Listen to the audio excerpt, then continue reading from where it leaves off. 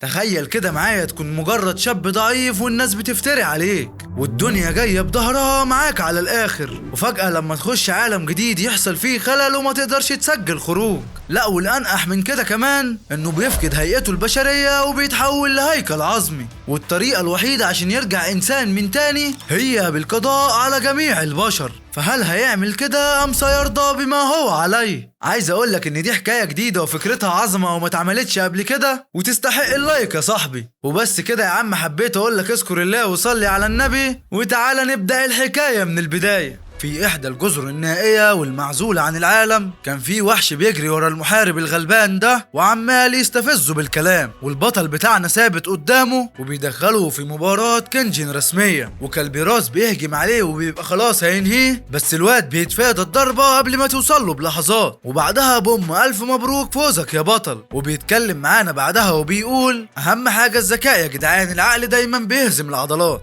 وأنا نطيت قبل هجمته ما توصلني بلحظات، وبعدها وبأكبر قوة عندي غفلته على طول. وبيرفع ايده لفوق بالسلاح والنظام بيقول له عاش عليك يا بطل، هزمت كالبراس ابو ايد واحدة، خد السلاح ده كمكافأة ليك. وبيفرح البطل جدا وبيقول له تمام قوي كده كده الجامد جامد يعني ما تقلقش. وبتظهر له بعدها الجنية لونا اللي بتعرفه الأحداث الجديدة وبتعرفه على حدث هيحصل قريب، وبيكون فرحان جدا. والبنت بتقول له يلا بينا يا سيدي، وبيعرف منها المكان بالظبط وبيجهز نفسه عشان يروح لهناك. يا ترى ايه اللي هيقابله هناك؟ وقبل ما يتحرك اصلا البنت الجنية بتعرفه انه لازم ينجز شوية لان المتسابقين التانيين بدأوا يقربوا منها، واكيد يعني محدش هيحب يكون الاخير. وبيكون خلاص هيروح لكنه بيلمح شنطة معدات بتقع في مكان قريب منه وعلى طول بيجري عليها وبيقول ايه ده كل دي سيوف الاقيها مرة واحدة؟ ده انا حظي جامد قوي، مش عارف هعمل ايه دلوقتي، ولكن خلينا نشوف هنبيعهم ازاي في يومنا اللي مش هيعدي ده. ولسه ما بيخلصش كلمته وفجأة هجمة بتصيبه وبتوقعه على الارض وهو مش مستوعب ازاي يتصاب كده. وعلى الجانب التاني كان اغلب المتسابقين اللي وصلوا لمكان الحدث، او بمعنى تاني وصلوا لنهايتهم، لان الوحش اللي بيهاجموه دلوقتي مش وحش عادي والسلام، ده اللي بيهجم عليه بيجيبه تحت رجليه هيكل عظمي بس نينجا. والبنت الالف واللي اسمها ليزي بتقول بالمناسبة انا عرفت ان الوحوش دي من مستوى الزعماء وان محدش هيقدر عليها ابدا. والولد بيصرخ فيهم وبيجمعهم عشان يهجموا عليه مرة واحدة وبيقول لهم انتوا بتعملوا ايه يا شوية مغفلين، وبيقلبهم بالظبط زي العسل والطحينة ومحدش فيهم طلع عايش. فالباقي قرروا انهم يهربوا وينفدوا بجلدهم، بس على مين يا حبيبي؟ الوحش بيكون هيقضي عليهم خلاص لكن وقته بيخلص وبيختفي، ومديره في الشغل بيقعد يهزقه وبيقول له انت مطرود يا فاشل. فالمعلم بيفرح جدا وبيقول له على الرغم من انك طردتني بس انا برضو عاوز اشوف المهمة دي بتقول ايه، بس انا مش هعمل كده علشانك عشان انت ما تستاهلش، بصراحة انا هعمل كده لان الموضوع عجبني وواثق جدا انه هيرفع من معنوياتي. وبيسيبهم وبيخرج والراجل بيقول له في داهية، مش عايز اشوف وشك تاني هنا ياض يا فاشل انت، وانت يا بنتي شوف لنا واحد غيره عشان يشتغل معانا. وبيفضل ينادي عليها بس البنت ولا هي هنا، تضحك باستهزاء على كلامه وبتقول له يا رب يا اللي مخليني صبر على واحد زي ده، بما ان له مشي فانا همشي معاه انا كمان. وبتقول له سلام يا عم المدير. بنت ب100 راجل فعلا. ولو بقى يا صديقي كان خارج وهو في طريقه بيبص لصورة اخوه وبيقول له هلاقيك قريب، صدقني الوقت قرب قوي، ولو متأكد من كده قول لي على عنوانك يا اسطى لو سامعني. الواد بانه اتجنن يا جدعان، وانا اللي فاكره عاقل طلع زي خيال المآتة. وبيرجع على البيت بعدها وهناك بيلاقي البنت كارفة للواد حبيبها، والواد عمال يتحايل عليها انها تديله فرصة تانية. بس فرصة تانية ايه يا معلم؟ ده انت ماشي مع 64 واحدة واخرهم لسه من ساعتين. كانت ريم بتدخل على الشقة والواد عمال يعبر عن ندمه وبيقول طب وانا هعمل ايه؟ ال 64 دول حاجة تشرح القلب، يا لو اقدر اتجوزهم كلهم. الواد ده فاجر يا جدعان. ولو بيقول له قوم يلا كده وخليك راجل. والواد اول ما شافه الضحكة رجعت له من تاني، ولو كان فاكر ان هو جاي في وقت غلط،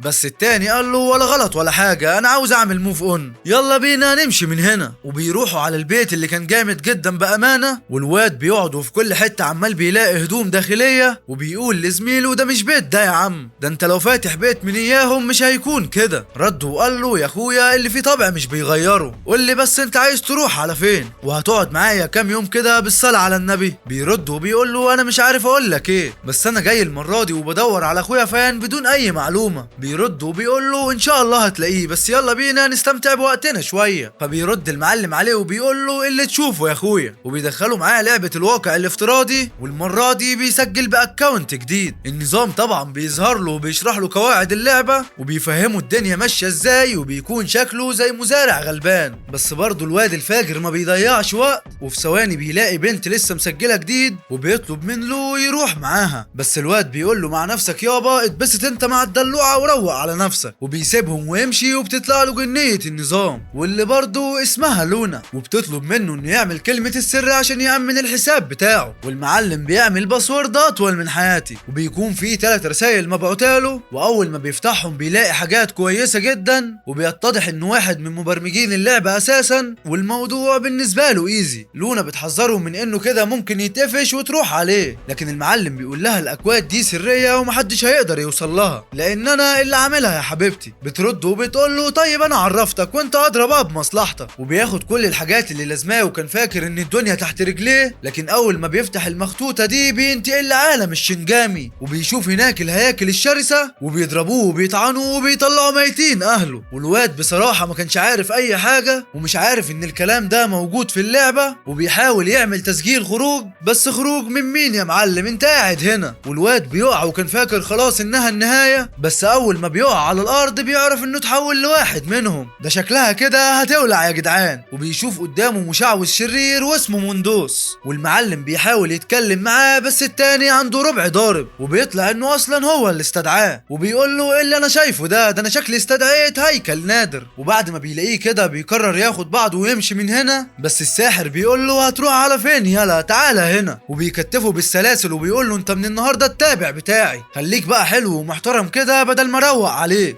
وبيضربه لبعيد ومظهره الشيطاني بيبان، والواد بسرعه بيستدعي الجنيه لونا، وبيعرف منها انه في ارض السواد الشيطانيه، الارض اللي ما زارهاش بشر ورجع لها تاني. والواد عرف انه محكوم عليه بالهلاك الابدي، وبيسالها وبيقول لها لو في مكان امن قريب منهم، فبتقول له انها لقت مكان بعيد عنهم على بعد 100 كيلو. والواد فعلا ما بيكدبش خبر وبيروح على هناك، وبيعدي في طريقه على مصاعب وعقبات كتير، بس في الاخر بيوصل للمكان اللي رايح له. ولما بيوصل بيلاقي عدد كبير من الناس واقفين في طابور ومستنيين، بس لونا بتقول له انت كده هتستنى ساعتين على ما يجي دورك. والواد طبعا بيزهق وما بيستناش، وبيروح على حراس البوابه وبيقول لهم دخلوني يا جدعان انا مستعجل قوي. فالحرس بيبصوا لبعضهم وبيقولوا له تمام تمام. فالمعلم بيقول لهم شكرا يا رجاله، فبيرد عليه وهم بيضحكوا شكرا على ايه ده انت هتموت يا بيه. والمعلم بيدخل وبيلاقي جوه معارك كنجن حياه او موت، وهو طبعا مش فاهم اي حاجه ومستواه لسه واحد. والوحوش هناك بتقعد تبص له وبتتريق عليه، بس حنبله بيقول لهم استنوا يا جدعان يمكن يفاجئنا. والواد فعلا ما بيكونش فاهم اي حاجه لحد دلوقتي، وبيلاقي الارنب فعل نظام تكافؤ الفرص وبيعلي مستواه من 1 ل10 مره واحده، وبسبب ده النظام بيسمح له يختار مهاره جديده، وهو طبعا مش مصدق نفسه، وبيختار واحده من اللي بتظهر قدامه، وبيقرر ياخد السكين كسلاح ليه. والمنافسه بتبدا يا معلم، والفايز هيختار واحد من الاسياد دول، الاول اللي هو المعدل اللي كلها بتحلف بقوته وبتحكي وتتحاكى بيه، اما التانية فهي الملكة الفيريا، واللي بصراحة في اخر 60 سنة ما خدتش غير تلميذ واحد بس، واللي هو المخلب الفضي. ولو فهم ساعتها ان المخلب الفضي ده هو اخوه اللي ضايع من زمان، ومن ساعتها اقسم انه لازم يفوز بالبطولة، وكل هدفه انه يقابل اخوه مش اكتر من كده. والمباراة الاولى بتبدأ، وكيرتو بيهجم على خصمه وفاكر ان مفيش حد هيوقفه، بس هي واحدة بس من بلبة الوي وبتخلص عليه، وحرفيا ده اللي الجمهور مستنيه. وبنروح للماتش اللي بعده، والمحارب الشبح بيهجم على خصمه وفي لحظة بينتصر عليه، ده حتى لو هو كمان كان خلص على خصمه وخلاه ينسحب من البطولة. واحنا حاليا في جولة نص النهائي، والمباراة الاولى في الدور ده هتكون لو ضد المحارب الشبح، وبيقعدوا يبصوا لبعض في البداية، والشبح بيقول للجمهور حطوا لايك يا اخواتي للحكاية عشان تستمتعوا باجمد نهاية. بس قبل ما نكمل خلينا ناخد بصة كده على ابن الناس ده. الواد بصراحة كان شغال كسح في الوحوش، والبنات والبنات حرفيا يا صديقي مغرمة بيه. لا بجد الواد دماغه عالية قوي. نرجع بقى لأرض الوحوش والسواد المطلق من تاني، والمعلم بغبائه بيهجم عليه، وكان فاكر انه بهجوم واحد هينهيه، بس الواد بسهولة بيتلفه. الغلبان ما يعرفش ان مخه تعبان وبيهجم عليه تاني، والواد بيعاود الكرة تالت ورابع، وحرفيا محدش قادر على لو، والناس لسه ماسكاه تريقة وتهزيق وبيقولوا له يا معلم انت داخلها بالواسطة بقى، وانت مش قادر على حتة هيكل كحيان. والشبح بيتعصب جدا من كلامهم وحلف انه هيعرفهم مقامهم، واتجنن وهالته ما كانتش طبيعية ابدا، وبيهجم عليه بجنون. والتاني بيقول له تعالى لي يا حنين، وبيخلص عليه بضربة واحدة. والشبح حرفيا ما بيكونش مستوعب اللي بيحصل، وبيقول ايعقل انا هخسر على ايد واحد نكر زي ده؟ بيرد وبيقول له ايوه الظاهر انها نهايتك يا صاحبي. والحكم بيعلن فوزه وهو مش مصدق اللي بيقوله، وهو ان الهيكل كسب. المعركة الجاية بقى هتكون معركة مش عادية، معركة جنونية بين اسد العرين ليون والوحش الكاسر جي. وجي ميكايا بيهجم عليه وخلاص هينهيه، ليون بحركات خاطفة بيخلص عليه، والجمهور مولع من الحماسة. والمباراة النهائية هتكون لو الهيكل ضد ليون الوحش، اللي بإذن الله هيجيب البطولة في رغيف. ولو ابن الجامدين بيطلع السلم بكل ثقة وبيقول له تعالى لي يا حزين، وربنا لا خلي ليلة ابوك تين. الواد بيقول شعر يا جدعان، وليون بيقول له ده انت بطيء قوي يلا، المحارب اللي قبلك كان اسرع من كده بكتير. وبيقرب عليه عشان يطحنه، بس الواد بيتلفه، وليون يا عيني مصدوم من اللي شايفه. والواد بيقول له انت لسه شفت حاجة؟ اتقل ده اللي جاي دمار. وليون بيتعصب عليه جدا لان جرحه قدام كل الناس، وطاقته بتشتعل، والواد ما بيكونش هيقدر عليه وبيهاجمه بكل غباء. ولو كل اللي بيعمله هو تفادي الهجمات، ده بيهجم وده بيتفادى، وحرفيا الدنيا مولعة. وبيزق لورا وبيكون خلاص هيخلص عليه، بس تفتكر يعني ده اللي هيحصل؟ لا يا صديقي تبقى مسكين قوي. الواد في ثانية بيكون وراه، وقبل ما خلاص هيقطع دماغه بيفعل ليون طاقته بغزارة، ولو ما بيقدرش يتحرك من ضغطها الرهيب والجبار، وبيفتكر انها نهاية الحكاية. بس لا يا حبيبي احنا لسه في البداية. وعلى الرغم من كل ده لو برضه مش بيقدر يتفاداه، وليون بيكسر عظمه. والمعلم ليون ما بيكونش عنده اي رحمة، وبيفتخر بنفسه وبيقول له انا مش قلت لك انسحب من الاول؟ بس انت غبي وما سمعتش كلامي. انا اضمن لك ان الناس دي هتفضل فاكراك لمدة يومين ولا حاجة، وبعدها هينسوك عادي مش مشكلة. عارف ده هيحصل ليه؟ وبيقرب منه، ولو شكله كده عنده خطة في دماغه وبيقرر ينفذها فعلا. وليون شغال عمال يحرق معاه في كلام كتير، والمعلم لو عمال يخطط له وبيستناه لما بيوصل للمسافة القريبة وبيهجم عليه على طول. بس ليون بسهولة بيصد اللي قدامه، وقبل ما ياخد باله من اللي وراه الواد بيكون وصل له وبيخلص عليه وسط صدمة وذهول كل الموجودين. ومحدش ابدا كان متخيل ان كل ده هيحصل. والفيريا اول ما شافت كده فرحت جدا وقالت هو ده الواد اللي بدور عليه. والراجل اتعصب جدا، وزنج ابن الغدارة نزل وهجم على لو وكسره وفصل دماغه عن جسمه. وهنا ست البنات الفيريا بتتدخل وبتحميه، ولو حرفيا مش مصدق نفسه. وزنج بيغضب جدا من اللي الفيريا عملته، وبيقول لها انت بتعملي كده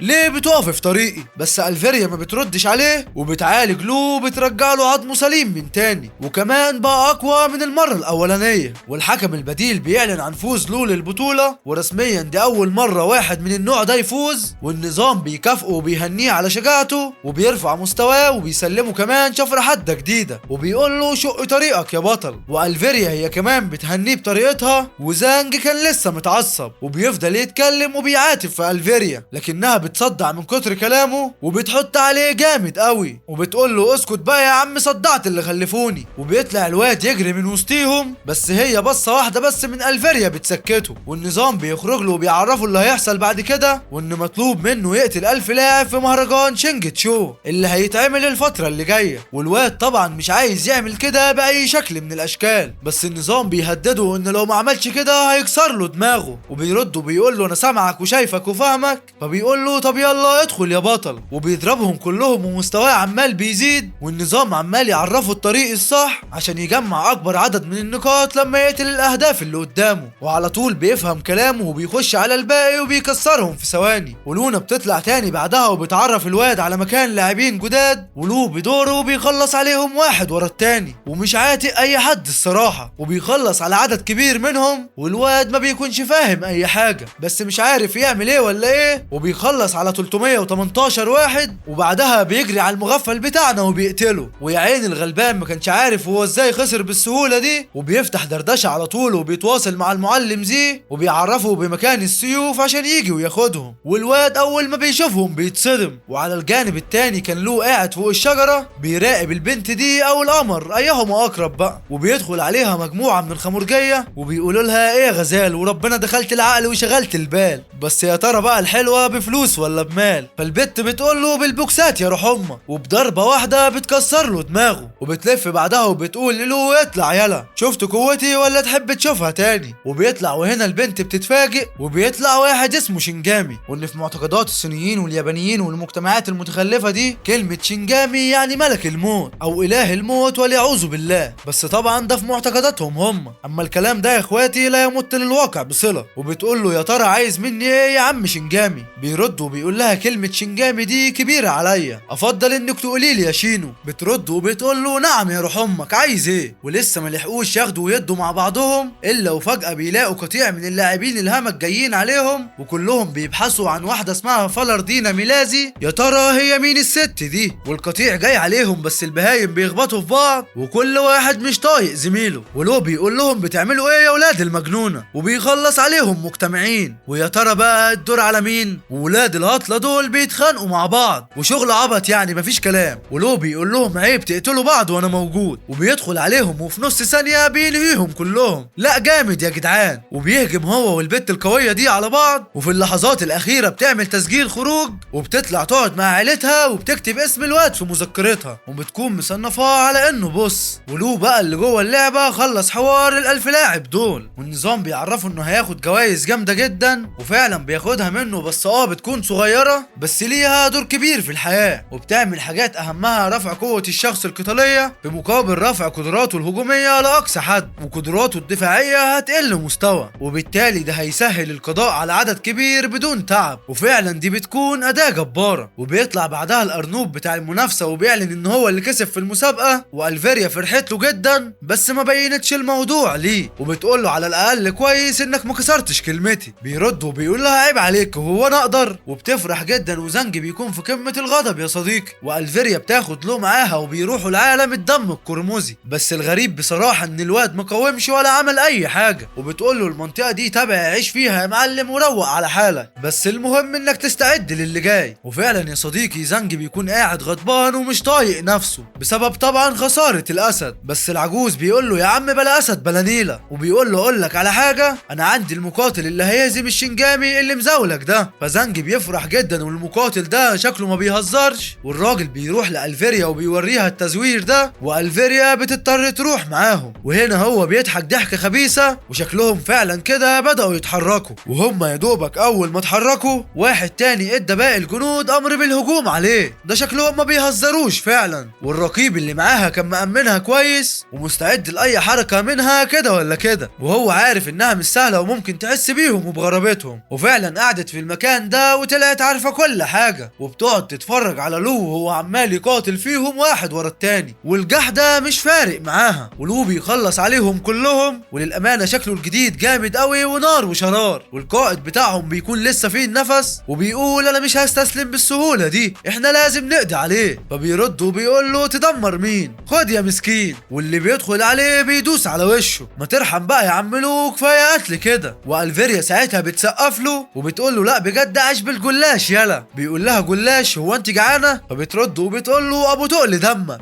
ده انت عسل يلا، المهم اطلب اي امنيه وانا هروق عليك واجيبها لك بسرعه. وبيفكر وبيقول لها انا عاوز اسال شخص على حاجه. فبترد وبتقول له مين؟ فبيقول لها شخص اسمه جنرال هان. فبتقول له ياه بس ده ميت يا ابني. فبيقول لها قولي لي اللي حصل وما تخبيش عني اي حاجه. فبترد وبتقول له لا يا حب الحب انا قلت لك طلب واحد بس، اما كده دول طلبين يا معلم، بس مع كده انا ممكن اساعدك برضه لو عرفتني سر نظرتك الغريبه اللي كانت محوطاني من كل اتجاه. هساعدك على طول ومن غير اي تفكير عشان انت ما كنتش بتشيل عينك من عليا يا راجل. وبيحكي لها عن اخوه وانه في يوم من الايام لما كانوا بيتعرضوا للمضايقه من واحد من الشباب الكبار، ووقت لما جه هان ومسك المكنسه وقلبهم بتنجان، لا بجد الواد هان هان ده فنان يا جدعان، والفيريا بتفهم الكلام وبدأت هي كمان تفتكر في اللي كان، وبتفتكر لما كان هان لسه عايش انه كان حكى لها عنه قبل كده، فبتقول له ان اخوك شارك في نفس المسابقة اللي انت شاركت فيها دي، بس هو كان حاجة تانية لوحده، بس اخوك هان دخل ومن ساعتها ما طلعش ومحدش يعرف عنه اي حاجة. فالواد ما بيكونش عارف يقول ايه ولا ايه، بس هي بتعرفه انه ممكن يكون متنكر في هيئة الحاوي عشان لو قدر يلاقيه في اي مكان يتعرف عليه ويظبط الكلام. فبيفهم الكلام وبيقول لها تمام شكرا ليكي لحد كده وما نجيلكيش في اي حاجة وحشة، بس البنت بتتجاهله. وهو بعد ما بيعرف المخبأ بتاع اخوه بيفتح النظام وبيطلب من لونا انها تستعد في التنكر، بس هي بتقول له ان الموضوع اتكشف وكفايه كده لانه مش مسموح اصلا لوحش بالقوه دي، وهو دلوقتي في المستوى ال17 ودي حاجه الى حد ما كويسه. وبيحاول يضرب واحد من الاكواد، بس قبل ما يعمل كده النظام بيعمل ايرور وبيكتشفه وهم حاليا بيدوروا عليه. وبيسال الفيريا مره اخيره عن اسرع طريقه يقدر يوصل بيها لهناك،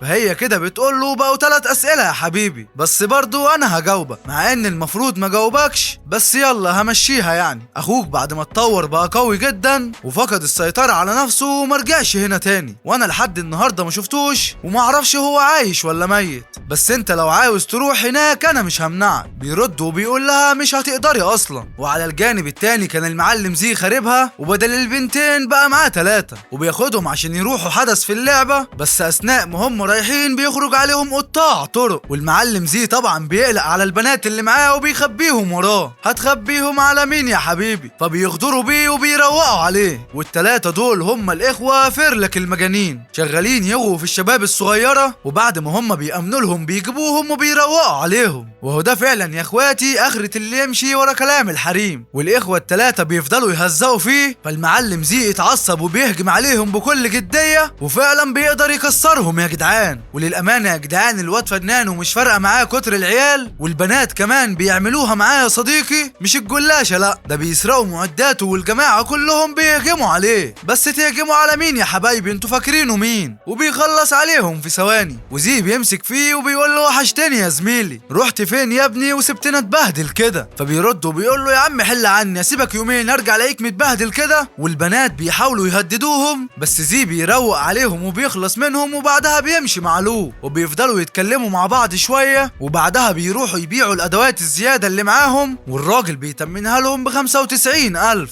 فبيقولوا له تمام يا عم اتفضل خدها. وبيخرجوا بعدها وبيروحوا على دار المزاد، وكان فيه شويه رجاله موقفين عيل صغير ومش عايزين يدخلوه بسبب انه فقير، فبيروحوا عليه وبيدخلوه معاهم. وطبعا الحراس بتوسع لهم اول ما بيشوفوا مستواهم الذهبي، والمكان بيكون مليان حاجات كتير، والسكرتيره كمان بتديلهم بطاقه الVIP. وطبعا كالعاده المعلم زي بيحاول يجيبها سكه ولو كان هيولع منه، واللي فيه ده ما بيبطلوش يا صديقي. وبيروحوا معاها للمكتب وهي بتعرض عليهم اسلحه نادره وبياخدوا منها اللي فيه النصيب، وبعدها المزاد الرسمي بيبدا وبياخدوا منه اللي لازمهم. واخر مواجهه بتكون ضد الشخص الغني ده اللي بيكون فاكر نفسه انه هياخد السيف بسهوله، بس كل ما يزود رقم زي بيزود عليه ومش سايبه في حاله، ده يزود وده يزود، وفي الاخر ولا واحد فيهم بيكسب. البنت اللي لو قابلها قبل كده هي اللي بتكسب وبتعلي عليهم وبتدفع 1,000,000. البنت دي ما بتهزرش يا جدعان. وزي ولو بيخرجوا من المزاد وهي بتخرج وراهم، فلو بيحس بيها وبيقول لها اطلعي، الموضوع شكله في ان يا صديقي. فبتسألهم عن السلاح اللي معاهم ده، وبيتضح انه سلاحها اللي فقدته في المعركة قدام لو قبل كده. والمعلم زي طبعا كان عاوز يفتح معاها كلام، بس لو بيقول لها شكرا احنا عاوزين ننام، وبيسيبوها وبيكملوا طريقهم. ومهمتهم بعدها هي القضاء على وحوش في القرية الضبابية وانقاذ البنت الجنية وانهم يجيبوها للمعبد المنير. وفعلا بيوصلوا وزي بيروح على الاتنين الخنازير دول وبياخدوه معاهم بعد ما اتخضوا منه، ولو بيروح وراه واهل القرية بيستقبلوا استقبال نار. فالمعلم زي بيقول له انا حاسس يا صاحبي ان في حاجة غلط، مش ده اللي اللعبة اتبرمجت عليه. بيرد وبيقول له ايوه معاك حق، دي مش قصة اللعبة. المهم اهل القرية بياخدوهم عشان ياكلوهم، بس في طريقهم لهناك الواد بيقول للزعيم هو مش المفروض ان النهارده ميعاد الحصاد ولا ايه؟ بيرد وبيقول له ايوه فعلا بس مش هينفع تشوفهم دلوقتي. فالمعلم له هنا بيتصدم، وشكل الموضوع ما بيبشرش بالخير يا صديقي، بس ما بيديش للموضوع اهمية وبيروحوا عشان ياكلوا سوا. والمعلم له وزي بيتقرفوا من شكل الاكل وعشان كده ما بيرضوش ياكلوا، ولو بيشد زي من ايده وبيقول له تعالى هنا وبطل تفاصيل. بيرد وبيقول له انا كده كده ما كنتش هاكل، الريحة ريحة تخلي الواحد يغمى عليه. وبياخدوا معاه وبيفكروا في امر المهمة اللي المفروض جايين علشانها، وبيقول له يا عم احنا هنلاقي الطفلة الصغيرة ديت فين؟ بيرد وبيقول له مش صعب اننا نلاقيها. وبيشوفوا الخنزيرة الصغيرة دي ولو بيحط ايده على دماغها وبيقول لها كلمة السر معبد النور. فالبنت بتفرح جدا وبتعرف ان هم دول اللي جايين علشانها، والنظام بيأكد الموضوع وكده فاضل بس انهم يوصلوا لمعبد النور. بس الموضوع مش بالسهولة دي يا صديقي، بيبصوا وراهم بيتفاجئوا بمئات من الوحوش الشيطانية، وواحد فيهم بيجي من وراه وبيحاول يغفله. بس على مين يا حبيبي؟ المعلم بتاعنا بيقدر يخلص عليهم بسهولة. وزي كان فاكر خلاص انها النهاية، بس غلبان ما يعرفش حاجة. والوحوش بترجع من تاني والمرة دي بقوة اكبر من بتاعة زمان. وزي بيقول لاخوه هنعمل ايه دلوقتي؟ والمعلم فضل يفكر كده وبيقول له يا حبيبي مش محتاجه حاجه، يلا بينا نجري. وبيجروا وبيستخبوا في المبنى ده، والخنازير بيفضلوا يدوروا عليهم كتير جدا وفي الاخر مش بيلاقوهم برضه. والبنت بتخلع القناع بتاعها بقى، والصدمه يا صديقي انها طلعت بشريه اساسا. ولو وزي بيستغربوا انها في الارضينه ميلازي، وكلهم اتصدموا لما خلعت قناعها وبيسالوها عن السبب اللي خلاها تعمل كده. فبتبدا البنت تحكي لهم عن اللي حصل من البداية، وانها كانت هنا مع زميلتها بيلعبوا وبيهيسوا عادي، لكن فجأة الوحوش بدأت تاكل في بعضها، وبعدها دخلوا على البشر وخلصوا على عدد كبير منهم، وكلهم تقريبا ماتوا وما فضلش غيري. والبنت حرفيا مش عارفة تعمل ايه، وبتحكي لهم ان الموضوع كان ماشي ايزي بيزي وعادي يا صديقي. بس في يوم من الايام دي حصلت لها حاجة وجسمها بدأ يضيق، وراحت تحكي للأميرة قلت كري، ودي كانت اكبر غلطة هي عملتها، وهي دي الغلطة اللي كل القرية ماتت بسببها، وانا ما عرفتش اهرب ولا اعمل اي حاجه. فعشان كده اتنكرت بالقناع ده واستنيت الفرصه اللي ههرب فيها منهم، واظن انها جت دلوقتي وانتوا هتساعدوني مش كده؟ فالمعلم بيقول لها ما تقلقيش اكيد هنساعدك، وكلنا اكيد هنخرج من هنا. بس انا لحد دلوقتي مش قادر افهم ليه فيري جت معانا للمهمه دي. والبنت بتبتدي مشاعرها تفرح، ومن حيث لا يدرون يا صديقي جه وحش عملاق ذو اذرع مدببه بيقتحم المكان وبيسرق البنت من وسطيهم. ولو وزي اترعبوا واتسمروا في مكانهم، وده يا حبيبي مش زي اي وحش هم قابلوه قبل كده. بس انتوا متخيلين انه ممكن يعمل لها حاجه في وجود الولد الخطير بتاعنا؟ وبيهجموا عليه بسرعه، بس هي ضربه واحده كانت كفيله تدب الرعب في قلوبهم، لكن برضه مفيش اي مجال للاستسلام. فبيهجم على زي الاول بناره، ولو من بعده بيقعد يشرح فيه، ومندوس اتعصب جدا. والوحش ده اصلا كان ناتج جمع بين وحوش القريه، وبيخرجوا من جسمه واحد ورا التاني وبيهجموا على لو وبيكونوا خلاص هيقتلوه. بس المعلمة فيري بتشرحهم تشريح على ابوه، والوحوش بتحاوطهم وزي بيحاول يلهيهم. بس في الوقت ده واحد من الوحوش الصغيرة بيخطف البنت من قدامهم، وفيري ولو ساعتها جريوا عشان ينقذوها، وبيفضلوا يجروا وراه بس هو سريع جدا وبيجري وبيتشقلب زي الفار ومحدش بيقدر يجيبه. وبيوصل بالبنت على المكان ده وبيجهز نفسه عشان ياكلها. بس البنت اخيرا قوتها بتصحى وبتديله في عينه، والخنزير بيقعد يصوت وبيمد ايده وبيكون خلاص هيخلص عليها. بس ايدك لا توحشك يا حبيبي، لو بيقطع له ايده وبيقول له زعيمك بجلالة قدره ما قدرش عليا، واحد حسالة زيك هيقدر عليا. وبعدها بيطلعوا يهربوا هما التلاتة وبياخدوا مشروب الاسترافانكو وبيهربوا باقصى سرعة. والخنزير وانج هو كمان حجمه بيزيد وبيجري وراهم، بس هما خلاص بيكونوا خرجوا من القرية بامان. بس الموضوع ما بيخلصش على كده يا صديقي، بيتفاجئوا بوجود افخاخ ومجموعة من اتباع الزعيم، وبيلاقوا نعامة بس تفتكر هيسيبوها، بيركبوها وبيجروا يا معلم. والنعامة بتخرجهم بامان، وبعدها زي ابن الهبلة بيفضل يشكر النعامة، بس هي خلاص بتكون مشيت. والبنت بتشوف جنبها بحيرة فبتقول لزي تعالى ناخد حمام. والمعلم اصلا كان هيرفض، بس زي راشي في اي حاجة يا صديقي فبيضطر انه يوافق. وبعد ما بيحسب المسافة اللي بينهم وان الخنزير قدامه 20 دقيقة بحالهم على ما يجي، بيوافق. والعيال بيكونوا في قمة السعادة، وفيري بتلمح وبيبان عليها انها زعلانة، فبتروح وبتحاول تروق عليها. بس الموضوع قلب غم على الاخر، وفيري بتفتكر ابوها وامها واليوم اللي مشيوا فيه وما رجعوش ليها تاني، ومن وقتها وهي عايشة وحيدة لا قريب ولا غريب. ففيري بتشكرها على مساعدتها، والبارد زي راشق في اي حاجة. عارف انت الانسان الخنزير يا صاحبي، اهو هو ده نسخة منه بالظبط. بس البنت الصغيرة عالصولة ما بترضاش تكسفه وبتروق عليه، وبيفتكر اللي كان ايام زمان. ساعة ما كان عايش في محبة مع لو وفان، وكانوا بيقضوا أجمل أيام حياتهم لما كانوا بيقعدوا سوا، وبيبقى زعلان جدا لكنه بيشكر العسولة على مساعدتها. الفراق صعب أوي يا صاحبي. والمعلم لو كان شايفه بقى وهو قاعد على الشجرة، والبنت الصغيرة بتطلع له فوق وبتقول له ايه الحلاوة دي يا عم، تحب أساعدك في أي حاجة؟ فالمعلم حب يفهمها إنه مش بتاع الكلام ده، بس هي بتصر عليه وبتقول له أنا على طول لما بستخدم قوتي مش بقدر أحقق أي حاجة، وعلى طول بفشل وما بقدرش أخلي اللي قدامي سعيد. تفتكر أنا في يوم من الأيام هقدر أطور قوتي وهوصل لمستواك أنت وأخوك زي؟ فالمعلم بيحس بالحنين من كلامها وبيفتكر طفولته زمان، وبيبتسم ابتسامة جميلة وبيقول لها أيوة ممكن ليه لأ يعني، وبيقول لها يلا بينا نمشي عشان نكمل المهمة. والمعلم زي بيطلع وبيكونوا خلاص هيمشوا، بس الخنازير بيحضروا على المكان وبيجروا وراهم بأقصى سرعة، والعيال كل ما يقتلوهم بيتجددوا تاني ومحدش قادر عليهم يا صديقي. وزي بيطلع واحدة استرافانكو وبياخدها وقوته بتزيد وبينزل تخبيط عليهم زي العبيط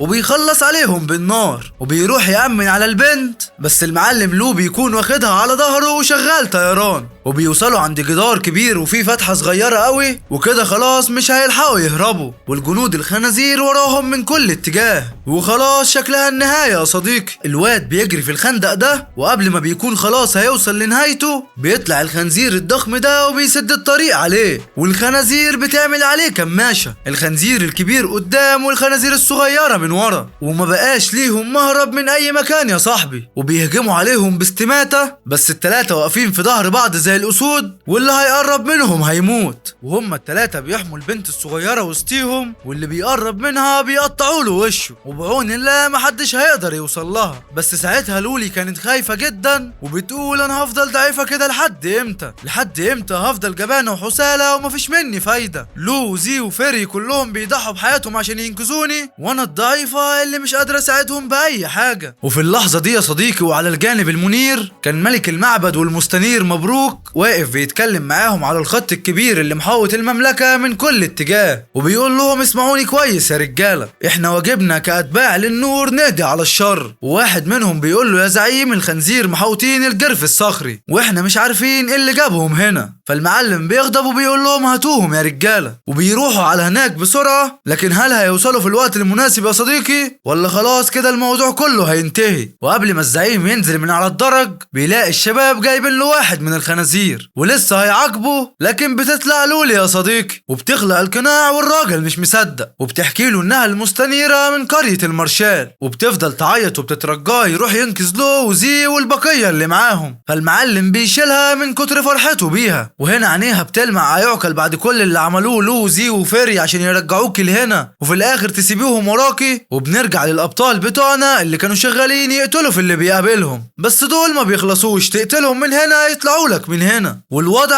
اخر قرف والله. ولو بيسأل على لولي وبيفتكر انها اتخطفت منهم وبيفضلوا يبصوا لبعضيهم، لكن فجأة الخنازير بتبطل هجوم وبتروح على مكان المعبد. فالمعلم لو على طول فهم انهم يقصدوا لولي، فبيروحوا عشان يلحقوهم ويمنعوهم قبل ما يوصلوا لها، لكنهم خلاص كانوا وصلوا، والملك كان لسه شايل لولي وشكله كده عمل لها غسيل دماغ، والابطال بتوعنا بيوصلوا بيشوفوا اللي مش متوقعينه نهائي. الملك بعد ما غسل دماغها بيفتح بقه وياكلها، انها حقا الكارثة بكل المقاييس، ولو شايف اللي بيحصل وهو مصدوم جدا. والملك بعد ما كلها قوته ازدادت جدا وبيخلص على عدد كبير من الخنازير، والزعيم بتاعهم كمان ما بيسلمش منه وبيخرموا احلى 3 خرام في صدره، وجسمه بيتحرق وما بيقدرش يتجدد تاني. والملك شايف نفسه عمال يتفشخر ومش شايف اي حد قدامه، وفرحان بقوته الجديدة وفاكر ان الدنيا تحت رجليه، بس لو بيتدخل على طول وبيهاجمه وبيوقعه على الارض. فالملك بيقول له انت بتعمل كده ليه؟ احنا مش زمايل؟ وبيقول له خلينا نوحد قوتنا ونقضي عليهم كلهم. بيرد وبيقول له تصدق انك ما عندكش دم؟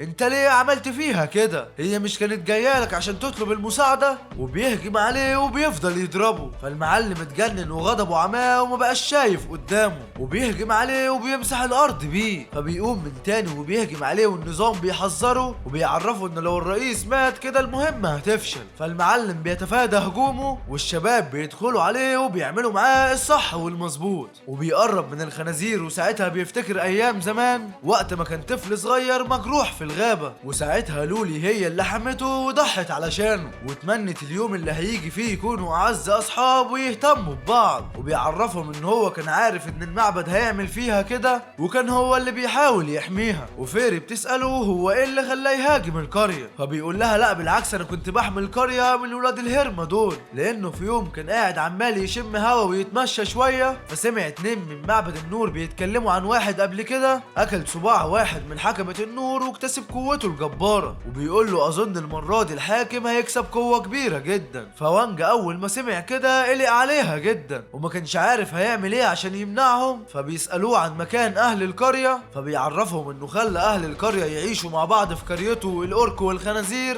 فالعيال اتصدمت، هو ايه اللي بيحصل ده؟ الجانب الشرير ما طلعش شرير والطيب ما طلعش طيب. ولو بيسأله وبيقول له لو كده خلاص هيموت، لكنه بيحذره من اللي وراهم ده وما بيكونوش عارفين هيعملوا معاه ايه. والمعلم عمال يضحك بجنون وبينشر قوته في كل مكان وكان فاكر ان محدش هيجيبه، بس لو بيقتحم المكان عليه وبيطعنه في بطنه، لكن برضه بدون اي فايدة يا صديقي. الملك بيضحك لهم بسخرية وبيكون جامد جدا على لو، والنور عمال يزداد اكتر واكتر. وزي كان عاوز يدخل يلحق اخوه بس فيري بتقول له مش هتقدر تدخل له خلاص لانه كده في مجال الحاكم يا عزيزي. والمعلم فعلا بيكون جوه والملك ابن الهرمة قاعد على الكرسي ومش همه اي حاجة وبيحاول يضم له بقوته ليهم، بس لو بيرفض وبيهجم عليه. بتهجم على مين يا مسكين؟ فالمعلم بيديله كهرباء والواد على اخر لحظة بيتفاداها وما بيكونش عارف هيهزمه في المجال بتاعه ازاي. والتاني بيقول له قبل ما اقتلك انا عايز اعرف انت بتهاجمني ليه؟ هو الظلام سيطر عليك انت كمان؟ بيرد وبيقول له ظلام مين يا حبيبي؟ انت مفيش عندك رحمة؟ مش عيب عليك انك تاكل بنت صغيرة جاية تطلب منك المساعدة؟ وبيهجم عليه والمعلم بيتصدى له وهو قاعد في مكانه وبيقول له انت زي يا لو، احنا الاتنين شبه بعض، الفرق الوحيد اللي بيني وبينك هو اني عارف جوهر الحياة وعارف حدود العالم. وبيفضل يهري بكلام كتير قوي وبيقول له لو انت لو حطيت ايدك في ايدي هنحتل العالم كله، واوعدك طول ما انت محترم ومتربي هتفضل جنبي وواحد من رجالتي اللي بحبهم واحترمهم. بيرد وبيقول له رجالتك مين يا حبيبي؟ تقصد اللي مستخبيين هناك دول؟ فالمعلم بيقول له طالما انت مش عاوز تسمع كلامي فانا خلاص مضطر اقتلك. وبيهجم عليه بعشرات من العواصف الرعدية ولو عمال بيصد اللي بيقدر عليه وما بيلحقش ياخد نفسه. والملك بيطلع 3 رماح وبيحدفهم عليه فبيخترقوا جسمه والواد بينزف من كل حتة وشكلها كده النهاية يا صديقي. فالملك بيقوم عشان يخلص عليه بايديه، بس تخلص على مين يا غلبان؟ النظام بيفعل وضع العظمة والجمدان وبيطير المعلم في الجو وبيشطح يمين وشمال. والمعلم بيحاول يتحايل عليه وبيطلب منه الرحمة، بس لو رد عليه بجملة حلوة قوي يا صاحبي وبيقول له من لا يرحم لا يرحم. الله عليك يا لو، كلام من دهب يا ابني والله. والمجال بتاعه بيختفي وزي بيفرح جدا برجوعه والمعلم بيطلع لهم وبيبقى منظره مهيب جدا وباين عليه القوة وبيسألوه عن اللي حصل معاه جوه وهو ازاي هزم الزعيم، فبيعرفهم انه سر ومش هيرضى يقول لهم على حقيقته وبيشوفوا اذا كانت المهمة فشلت ولا لا. وهنا كانت الصدمة يا صاحبي، المهمة فشلت ووانج بيشيل جثة لولي والنظام بيحط عليهم وبيرجع الزمن ولولي بترجع من تاني وبتفوق وبتفضل تدعي شوية أدعية جميلة والوضع كده آخر حلاوة. ولو بيبص في التاريخ اللي قدامه وبيعرف من كده انهم فعلا رجعوا بالزمن. وزي بيكون هيخلص على الوحش ده بس البنت بتسبقه وبتقتله الاول وبتتخانق معاه فبيجري منها. لا راجل يا ابني مفيش كلام. والبنت ما بترضاش تحله والواد عمال بيصرخ على لو عشان يلحقه، فلو بيثبتها في مكانها وبيقول لها حركة كمان وهتودع الدنيا. بترد وبتقول له والكلام غير ده يا حبيبي، وبتنادي على اختها وبتمسك زي وفيري زي الدبان يا معلم. ما هي البنت عملاقة يا صاحبي وفيري بتفلت منها وبتحاول تهجم عليها، بس البنت بنت اللذينة بتكون اقوى منه بمراحل وفيري قدامها ولا اي حاجة، بتتجاب على الارض وحرفيا بتتهان وبتهجم عليها من بعيد والبنت التانية بتتفاداها وخلاص بتكون هتنهيها. بس لو بيلحقها من البنت الجامدة دي وفيري بتكون هتخلص عليها، بس هي بتقول لها بعتيلي حد اقوى منك وبتقول له انا عاوز اواجهك انت. والمعلم بيسيب الرهينة مع فيري والاتنين بيدخلوا مع بعض في تخبيط، والمعلم زي العبيط محبوس في قفص الطاقة وعمال يتفرج وهو حاسس بمدى كبير من الاهانة وبيقول انا ليه ضعيف للدرجة دي؟ لحد امتى هفضل كده؟ والعيال بيكونوا ماسكين بعض وعمالين يضربوا في بعض، لكن البنت بتزهق منه منه وبتقول له ليك في الرومانسيه يا معلم. فاختها بتتصدم على طول وبتقول لها ايه اللي انت بتقوليه ده؟ هتبيعيني عشان خاطر قلبك؟ فالمعلم لو بيقول لها لا انا مش بتاع الكلام ده. فالبنت بتتجنن عليه والواد بسرعه بيروح يحرر زي. فالمعلم زي بيقول له يا اسطى اسمع مني، البنت جميله جدا، ممكن تكون هي نصيبك. والبنت بتكون دايبه فيها يا جدعان، وسهم الحب بيسيبها يا صاحبي. لا ده طلع سهم حقيقي فعلا، وبيكونوا عصابه كبيره جدا. وبيقولوا يا دي الحظ الجميل، الاتنين دول اقوى اتنين فيهم يهجموا عليهم يا رجاله. وفجاه في نور بيظهر ويوقفهم، ومن بعدها الرئيس بيطلع يشرح لهم قواعد جديده في الاختبار والتحديث الجديد اللي بيكون فيه كنوز وعقاب وياقوت وذهب ومرجان. والعصابه دي بتكون في منطقه العقاب وبيفرموهم يا صديقي، واللي كان بيحاول يهرب يا صديقي بيتروق عليه. ورجالتنا هم كمان بيتحوطوا باللون الاحمر الغريب ده، وشكلهم هم كمان هيتعاقبوا. وبنشوف البنت لونا وهي بتصحى، وحاليا هنا احنا قبل ما تكتشف انها عندها قدرات النور. وكالعاده بتجهز نفسها في ثواني، وبتاخد الاكل والشرب والعلاج للخنزير الصغير اللي هو وانج يا صديقي. وبتخرج وهي في الطريق، اهل قريتها بيوقفوها، وواحد بيقول لها هو انت كل يوم يا بنتي تاخدي الاكل والشرب وتروحي بيهم للغابه؟ يا ريتك بتاكليهم احسن لك، انا مش عارف انت بتعملي بيهم ايه. اوعي يا بنتي الحيوانات تكون بتاكلهم مني. فالبنت بتقول له لا ما تقلقش يا معلم، وبتمشي وبتخبط في الراجل ده. فبيقول لها خدي بالك على نفسك، بترد وبتقول له انا اسفه. وبيقول لعمها خد بالك البنت دي بتصلي كل يوم وما بتسيبش فرض، وممكن تكون جسد للنور في المستقبل. فالمعلم بيفرح جدا وبيقول ايوه ممكن. والبنت بترجع لها لمحه من ذكرياتها وبتهرب من المكان. ولو بيعدي من جنبها وبيقول لها النور جوانا، اعمل اللي تشوفيه مناسب، الصح بس اللي يتعمل، اما الغلط فانت عارفه هو بيعمل ايه في صاحبه. والبنت بتتوتر وما بتكونش عارفه اذا كان يقصدها بالكلام ولا لا، وبتقول له انت بتقول حاجه يا عمو؟ بيرد وبيقول لها ايوه بكلمك، ما تخليش حد يضحك عليكي ابدا يا لونا. وما بتكونش فاهمه هو يقصد مين وازاي اصلا عرف اسمها. والمعلم اللي عامل لي فيها مؤمن ده عمال يقول في عقل باله كلها سنتين بالكتير وتكتسب جسد النور، وساعتها هاكلها وهاخد القوه الجباره. انا سمعت ان عبس ابن الخبيثه اكل صباع واحد من صحاب قوه النور وبقى معاه قوه كبيره جدا. انا مش عارف الجماعه دول بيفكروا ازاي بصراحه، بس طول ما معاكم الولد الخطير ده مش هيسمح لاي حد يسيبه مكروه. وبيروح فعلا على ابن الهرمه ده وبيقطع له شرايينه، ومحدش بيكون لاحظه اصلا. وبينادوا على الدكتور عشان يلحقه، بس يا صديقي محدش هيقدر ينقذه لانه زمرت رقبته طارت، وهو كده كده ما فيهوش نفس، ودقيقه واحده وهيموت. واستحاله يعني الدكتور يوصل في اقل من كده. وابن الهرمه ده بيغمى عليه وبيموت. يلا مع السلامه يا معلم. والبنت بتدخل الغابه وبتنادي على وانج. فالمعلم بيطلع وبيروح جري عليها، وما بيكونش عارف اللي بيتعاملوا حلو كده، وبيتعاملوا على انه حيوانها الاليف. والمعلم لو كان قاعد مع فيري وبتقول له كويس ان الخلل ده رجع الزمن تاني، بس دلوقتي مش عارفه احنا هنعمل ايه بعد ما خلصنا المهمه دي. بيرد وبيقول لها قصدك اللي فشلنا فيها مش كده؟ بترد وبتقول له كنا هنعمل ايه يعني، نسمع كلام النظام ونسيب البنت تموت؟ بتقول له بس المهم دلوقتي ان كلها تعبانه وانا مش عارف اقول لك ايه. بيرد وبيقول لها ما تقلقيش، كل حاجه في وقتها بتبقى حلوه. وبيقول لزي يلا بينا. بيرد وبيقول له على فين يا معلم؟ والمعلم بيقول للونا سلام يا لونا. وزي بيقول له سلام ايه يا عم، هي مش هتيجي معانا؟ بيرد وبيقول له لا انا وانت بس، انا ما بثقش في حد تالت. فبيرد وبيقول له انا واثق فيها. فبيقول له كفايه ثقتك دي، لو تفتكر العصابه بتاعت فيرلك عملوا فيك ايه يا معفن. وبيعرف الغلط اللي هو عمله، وما بيكونش عارف هيفهمه ازاي ان فيري غيرهم. وبيقول له افتح لها قلبك وصدقني هي هتحبك.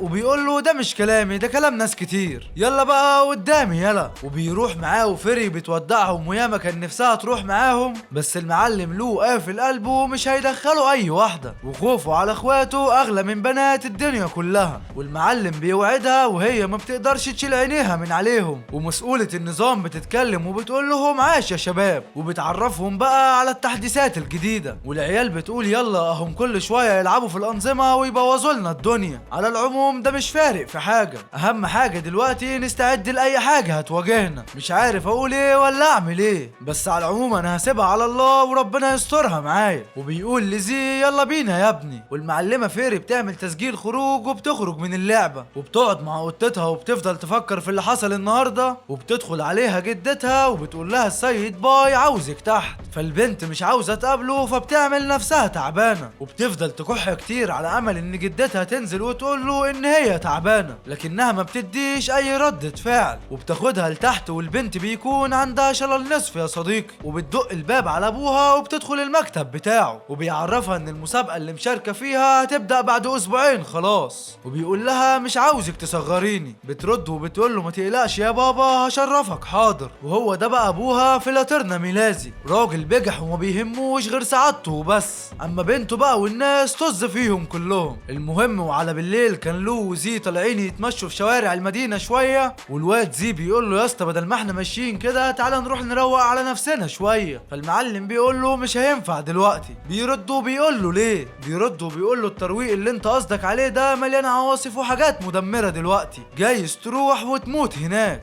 وانت اكيد مش مستعد تقابل ربنا بوشك ده. بيرد وبيقول له لا يا اسطى انا مش عايز اموت دلوقتي. وبيشوفوا مطعم جامد لسه فاتح جديد، فبيروحوا هناك عشان ياكلوا حاجات كويسة. والواد زي شكله ما كلش من سنتين فاتوا، وبينزل على الاكل في اخر جهده يا صديقي، على عكس المعلم لو الهادي الراسي بتاعنا، بياكل بادب واحترام والدنيا واخده حقها معاه. وبيسمع اتنين على الترابيزه اللي جنبهم بيقولوا انهم هيدخلوا مراهنه كبيره على 40 مليون دولار. فالمعلم لو بيشغل دماغه وهو كده كده عارف ان الرهان حرام، وبيكمل اكله في سعاده. وبعدها النادله بتدخل عليهم باكل تاني، والمعلمين بياكلوا وبيفتكروا ان اخوهم كان بيعمل نفس الاكل ده، وبيتاثروا جدا. ولو بيقول صدقني هلاقيك يا اخويا، وكان واضح انهم مفتقدينه جامد. وبتظهر الجنيه لونا وبتعرفهم ان في حدث هيبدا بعد كام ساعه، والحدث ده باسم نجم الجليد. وبيدخلوا بسرعه والحارس ما بيكونش عاوز يدخل حد، بس الحراس بيروقوا عليه وبيسيبهم يدخلوا. والحلبه بتكون هتقفل عليهم بس هم بيدخلوا في اللحظه الاخيره، وبيحمدوا ربنا على اللي حصل ده. والشاشه اللي قدامهم بتشتغل وبيطلع وزير الخارجيه وبيتكلم مع الرجاله وبيعرفهم على اسمه. وبعدها بيقول السبب اللي خلاه يجيبهم لهنا، وبيقول لهم ان كان في ناس عايشين في سعاده كبيره، وفي خلال فتره السعاده دي اتولدت بنتهم الاميره ليزي. هتقول لي ايه الوحش في كده؟ هقول لك الوحش مش هنا، الوحش لما البنت كبرت. فزي ما انتوا عارفين ان مملكه رفيله مملكه جليديه، والبنت اتولدت بقدرات شمسيه، وبقت اي حته تدخلها تسيح التلج اللي فيها على طول. والمهم بيخلص القصه بعديها بسرعه، والغدا بيبقى بعد دقيقتين يا صاحبي. والشباب بيظهر فوق دماغهم ارقام كده وبيفرحوا جدا، وبيقولوا جايز ممكن تكون لعبه جمع لاختبار الكفاءه. وده فعلا اللي بيطلع يا صاحبي. وممكن تلاقي النقاط دي مرميه في الزاويه، او حتى لما تقتل واحد من الوحوش اللي عنده قوه جباره. وبس كده ده كل حاجه. وبيقول لهم الاكل هيبرد، وبيقول لهم انتوا كده عرفتوا كل حاجه بالهنا والشفا، سلام انا بقى. وبيقفل معاهم المكالمه. وبالمناسبه اللعبه دي هتكون فرديه، فمش هتكون بتعتمد على الفرق وكده، كل واحد هيجمع مع نفسه. وبعد ما العقاب اللي كان هيتعاقبه ابطالنا بيخلص، البنت اللي هي اخت البنت الحمراء بتمسك العصابه وبتقرقش عضمهم وبتخلص عليهم في ثواني. وبعدها الجو بيهدى وبيتصافوا وبيبقوا زي الفل. والمعلم زي اتصاحب على البنت ليزي وبقوا زي الفل، وبيقعدوا يتكلموا مع بعض وبيظبطوا كل حاجه. فالبنت بتقول له يلا استعد عشان هتشوف الموت بعينيك. والمعلم ما بيكونش عارف هي تقصد ايه، وبيقول لها يا بنت المفتريه ما احنا كنا حلوين مع بعض، ايه اللي حصل دلوقتي؟ فالبنت ما بتردش عليه وبتهجم عليه بسحر النار، وبيقعد يتحايل عليها ويعرفها انه مش عاوز مشاكل.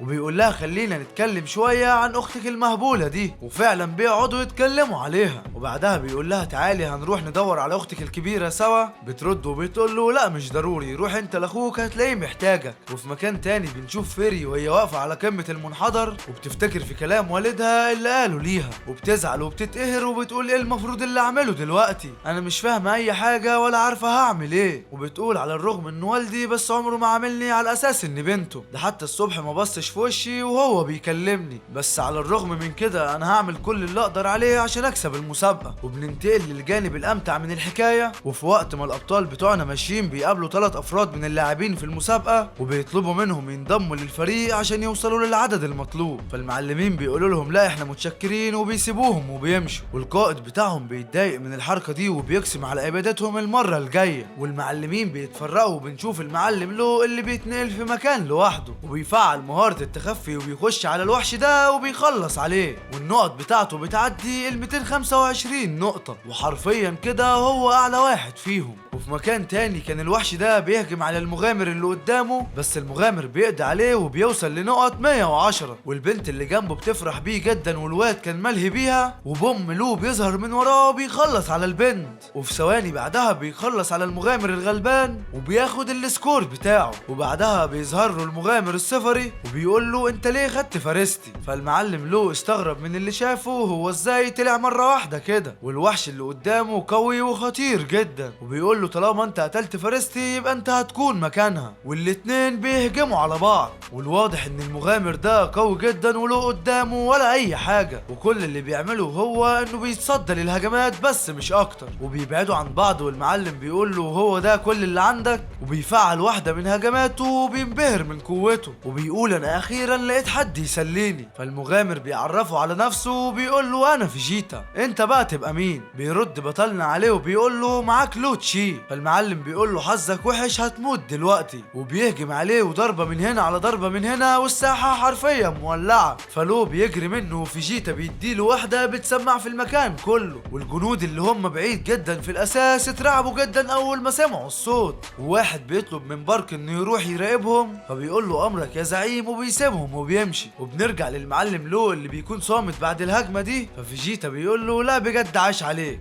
انا اول مرة اخش معركة بالقوة دي، والمعلم لو اصلا ما كانش قادر ياخد نفسه، وبيقول هو انا كل مرة اخش قتال ضد واحد قوي كده وفي الاخر مش هستفاد منه حاجة، وبيحاول يسيبه ويمشي، بس على مين يا حبيبي؟ المعلم فيجيتا بينزل فيه تخبيط وبيكسر عظمه، وبيبتسم وبيفضل يستهزأ بيه وبيقول له وريني اخرك بقى، انا صاحب تعويذة الدم وهخلص عليك دلوقتي، وبيقرب منه وبيملى المكان انفجارات، والمعلم له على قد ما يقدر بيحاول يهرب منه، وكل ما يروح لحتة المعلم فيجيتا بيجري وراه، وبيوصل عند الجرف ده وخلاص مفيش اي مهرب تاني، وبيفتكر ان كده خلاص هينهيه، بس المعلم بيتصدى لكل هجماته، وفيجيتا افتكر لما رئيسه قعد يحذره من شخص عنده قدرات المنجل، فالمعلم فيجيتا دلوقتي عرف اللي فيها ان هما الاتنين كانوا هياكل واتطوروا مع الوقت، وبيقول له انت مش تقول لي يا لو احنا الاتنين زي بعض، فلو بيقول له خلاص انا كده فهمت كل حاجه، وما بيرضاش يخبي عليه اكتر من كده وبيطلع قوته الحقيقيه، ففيجيتا بيهجم عليه وبيكون خلاص هيلمسه، بس ابن الغداره بيطلع من وراه بالسهم وبيسيبه، والمعلم التوازن بتاعه بيختل وبيترمي في البحر، بس بعد ما المعلم وقع مفيش نقط وصلت له، يبقى اكيد هو لسه ما ماتش، فبارك بيقول له انت ما تقصدش انه يهرب صح؟ بيرد وبيقول له لا هو انا بتاع الكلام ده، فبيرد وبيقول له تمام وبيسيبه وبيمشي. بنروح بعدها لزي والبنت الصغيره ليزي، واثناء ما هم ماشيين بيطلع عليهم جوبلين خطير، فالمعلم زي لسه هيحرقه، بس ليزي بتبعده وبتولع فيه، وبتشوفه واقع على الارض بعدها وبتقول له ايه اللي وقعك كده، فبيقعد يتوه عليها وبيقول لها اتزحلقت من الطينه، وبيتمشوا تاني وبيطلع عليهم بعدها مجموعه كبيره من الجوبلين، والمعلم زي بيضربهم وبيتكلم مع ليزي ولا بيفرق معاه، وليزي هي كمان ماسكه اللي في ايديها ومش رحمه حد، وبعدها بيخلصوا عليهم وبيسمعوا صوت حريه البحر دي وعماله تنده وتقول لهم الحقوني، وزي ما كانش عارف الصوت ده جاي منين، وفجاه حريه البحر الغلبانه دي بتهجم عليه وبتنهش عظمه، فالمعلم بيغمى عليه، ولما بيفوق بيلاقي البنت المجنونه دي دمجتهم سوا، ومش عارف ايه اللي متغير في جسمه ومش عارف يتكلم من بقه، وبيقول لها انت عملت فيا ايه؟ رجعي لي ليزي بسرعه. بترد وبتقول له بسرعه، بس مع ذلك لو عاوز ترجعها انا هقول لك ترجعها ازاي، اهزم لي المعلم الصغير ده، والوحش بيكون كبير جدا وشكله في قمه القرف، وليزي وزي بيقعدوا يتخانقوا، وعماله تقول له اطلع من جسمي، وهو بيقول لها اطلعي انت كمان، وما بيحسوش بنفسهم الا لما الوحش بيكون قدامهم وهيخلص عليهم، فليزي بتخاف جدا وبيحاولوا يجروا، وكل واحد بيروح في ناحيه وبيقعوا في الميه وبيتسحبوا تاني لجوه، والمعلم فيلو كان متحمس جدا عشان ياكلهم، فالمعلم زي بيتحكم في نص الجسم بتاعه وبيطير، والحريه بتترعب من شكل النار وبتفعل واحده من تعاويذها المائيه وبتبادر هي بالهجوم، لكن لحسن الحظ بيقدر يتفاداهم كلهم وبيقعوا في الميه، والمعلم بيقول لها مش قلتلك ما تدخليش نفسك في الموضوع؟ بترد وبتقول له اعمل لك ايه ما انت اللي بطيء، فبيقول لها ثقي فيا لمره واحدة وخلينا نخلص على الوحش ده. فبتقول له طب يلا ورينا هتعمل ايه، وبيتلهوا في الكلام مع بعض. فالحرية بتحبسهم جوه سجن مائي، وضغط المية بيبقى عالي عليهم وخلاص بيفتكروا انهم هيموتوا. بس زي بيقول لها لا احنا من مستخدمين سحر النار، والاتنين بيمسكوا ايدين بعض وبيكسروا الدنيا. فالحرية بتترعب وبتقول لهم انا مستحيل اسيبكم تهربوا. تهجم عليهم بهجوم جديد، وحرفيا العيال مش قادرين عليها وبيتفادوا الضربات وبيتحركوا كل حاجة بصعوبة. وفي الاخر بيتعودوا على الاندماج ده وبيساعدوا بعضيهم، وبيشكلوا اعصار من اللهب حواليهم وبيقربوا منها وخلاص هينهوها، وبيوقعوها في المية وبينفصلوا عن بعض بنجاح. ويا ترى ايه اللي هيحصل معاهم بعد كده، ويا ترى هيحبوا بعض ولا لا، ويا ترى كمان ايه اللي هيحصل مع لو. ده اللي هنشوفه في القسم الجاي ان شاء الله. ما تنساش تشترك في القناة وتفعل الجرس عشان تشوف كل حاجة جديدة هتنزل بإذن الله. اذكر الله وصلي على النبي. اشوفكم الفيديو الجاي، سلام.